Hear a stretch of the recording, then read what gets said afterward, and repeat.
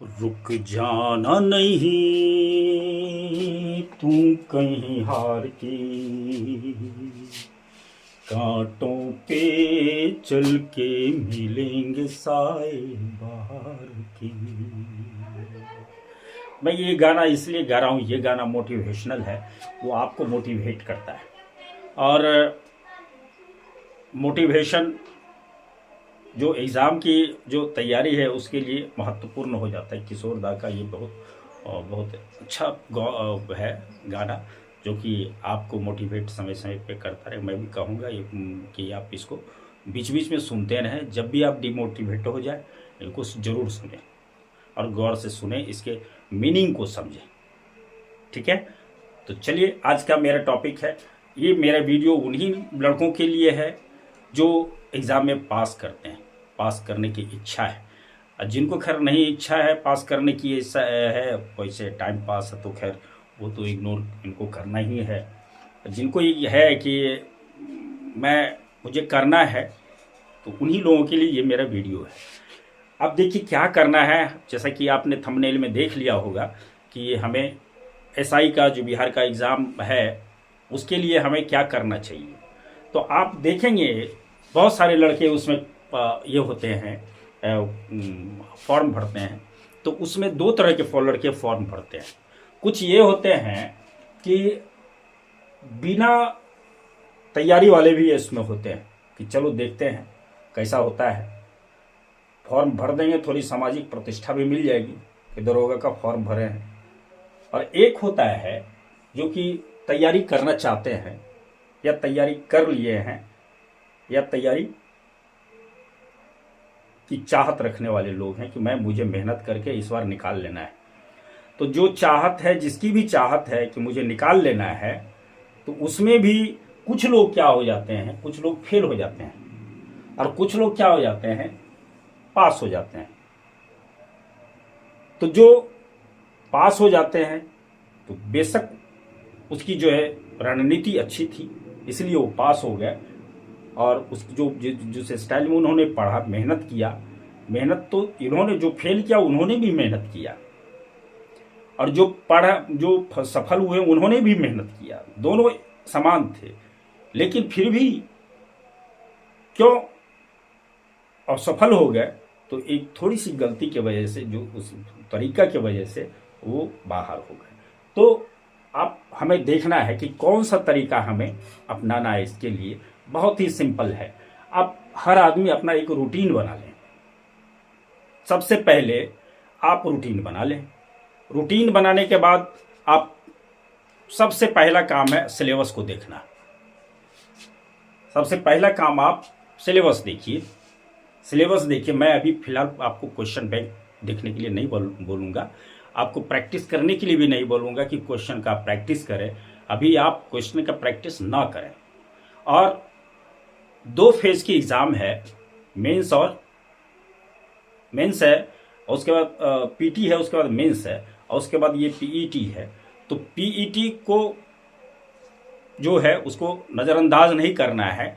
आप उसके लिए, अगर आप पीईटी के लिए अभी प्रैक्टिस करते हैं, आधा घंटा 1 घंटा प्रैक्टिस करते हैं, तो उससे आपका जो हेल्थ है वो भी ठीक रहेगा। और लॉन्ग लाइफ के लिए एक्सरसाइज तो हर आदमी को चाहिए। बिना एक्सरसाइज का आज के डेट में माना जाता है वो इलिटरेट है, चाहे जो भी हो। अगर उसने अपने सेहत पे ध्यान नहीं दिया तो मैं समझता हूँ आज के डेट के लिए वो इलिटरेट है, चाहे जो भी हो।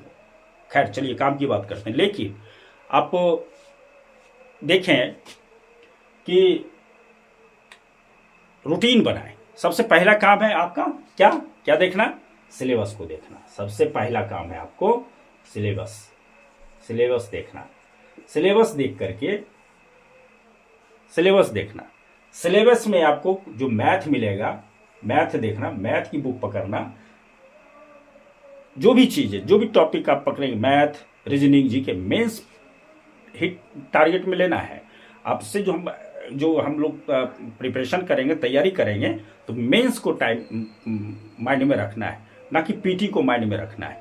मेंस को टाइम, क्योंकि एक चीज़ है, आप मेंस अगर करते हैं तो पीटी का 90% भाग कवर हो जाता है। और देखेंगे कि पीटी के बाद अगर मेंस में लगते हैं तो उसमें थोड़ी सी मेहनत करनी पड़ेगी, ज़्यादा टाइम चूँकि कम होता है। अभी मेंस के लिए आपको ज़्यादा टाइम है और मेंस की में पीटी की भी आपकी वो तैयारी हो जाएगी। बाद में आपको बहुत कम मेहनत करना पड़ेगा पीटी के लिए, कुछ कुछ छूट जाएगा तो उसको बाद में आप भी कर सकते हैं। मेंस का आप सिलेबस लीजिए, किसका? मैथ का, ठीक है। मेंस का सिलेबस लीजिए, किसका? रीजनिंग का, ठीक है। मेंस का सिलेबस लीजिए, किसका? हिंदी का।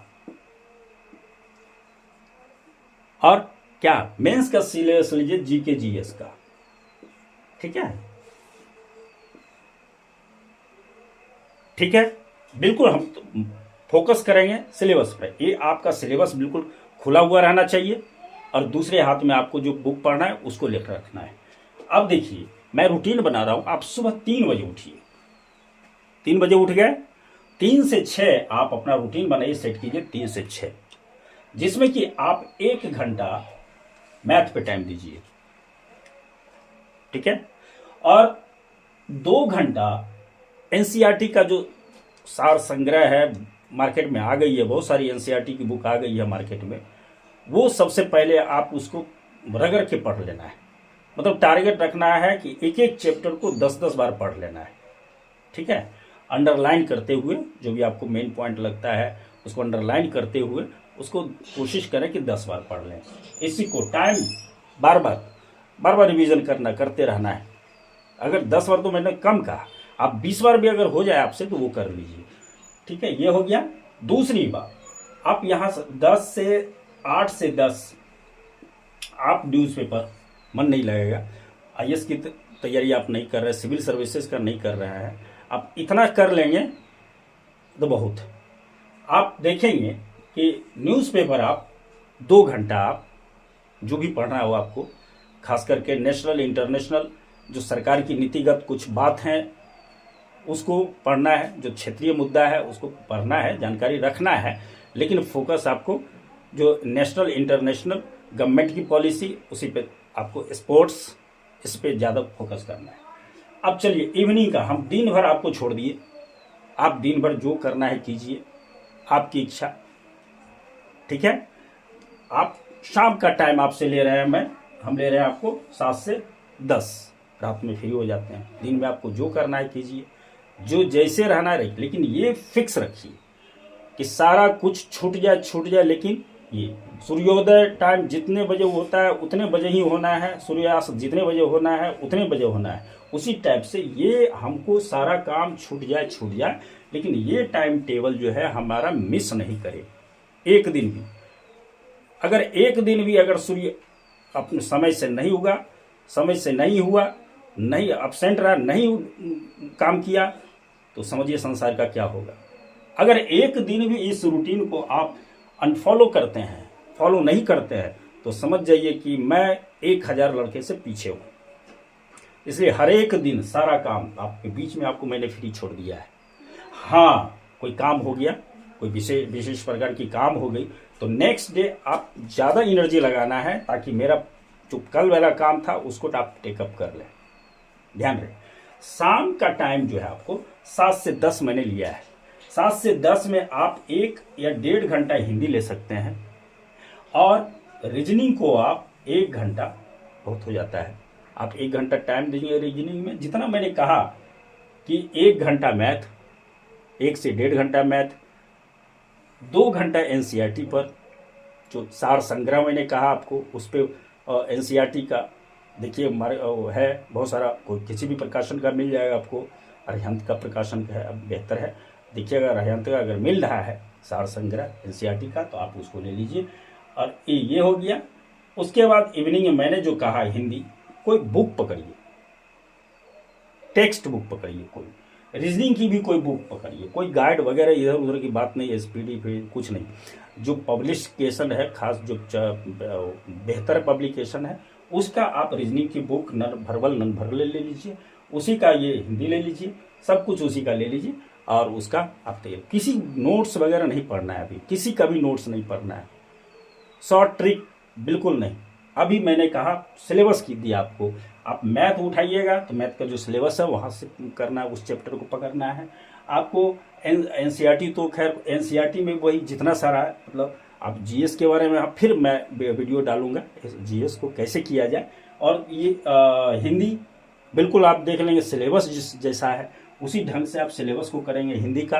रीजनिंग देखेंगे, रीजनिंग में जो सिलेबस है उसी ढंग से आप रीजनिंग का कर लीजिएगा, बस इतना कर लीजिएगा, कुछ नहीं है। बाकी सब एकदम दिन भर आप बिंदास रहिए, कोई दिक्कत नहीं है बिल्कुल। और मेरी समझ से आप इसको फॉलो करें, फिर हम लोग नेक्स्ट वीडियो में आते हैं। मैं बार बार कहता हूँ, मैं डिस्क्रिप्शन में लिंक डाल दूंगा ताकि मेरा जो भी वीडियो है आप उसको देख सकें, और चैनल को आप सब्सक्राइब कर लें। इसी तरह से मैं आपसे डेली आपको जानकारी देता रहूँगा। अब सामने दरोगा का, बिहार दरोगा का है, इसमें ज़्यादा है, हालांकि सारे जितने सारे कंपटीशन है उसके लिए आपको ये फ़ायदा होगा, लेकिन ज़्यादा चूँकि है सामने वाले एग्ज़ाम है उसके लिए बहुत ज़्यादा फायदेमंद होगा। तो तब तक के लिए जय हिंद, जय भारत।